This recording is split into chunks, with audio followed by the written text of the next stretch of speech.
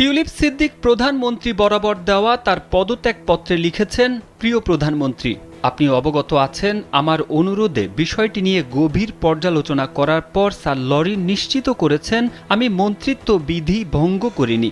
তিনি উল্লেখ করেছেন, আমার মালিকানাধীন বা বসবাসকৃত সম্পত্তি বা আমার কোনো সম্পদ বৈধ উপায় ছাড়া অন্য কোনো উৎস থেকে এসেছে এমন কোনো প্রমাণ নেই। আমার পারিবারিক সম্পর্ক সর্বজন বিদিত এবং যখন আমি মন্ত্রী হিসেবে নিযুক্ত হই তখন আমি আমার সমস্ত সম্পর্ক এবং ব্যক্তিগত স্বার্থের তথ্য সরকারের কাছে জমা দিয়েছিলাম। আমার ফুফু বাংলাদেশের সাবেক প্রধানমন্ত্রী এবং বাংলাদেশ সংক্রান্ত বিষয় থেকে আমার বিরত থাকা উচিত যাতে স্বার্থের সংঘাতের কোনো সন্দেহ না থাকে। আমি আপনাকে আশ্বস্ত করতে চাই এসব বিষয়ে আমি সর্বদা সম্পূর্ণ স্বচ্ছ থেকেছি এবং কর্মকর্তাদের পরামর্শ অনুসারে কাজ করেছি। তবে এটি স্পষ্ট যে অর্থনৈতিক সচিব হিসেবে আমার ভূমিকা সরকারি কাজের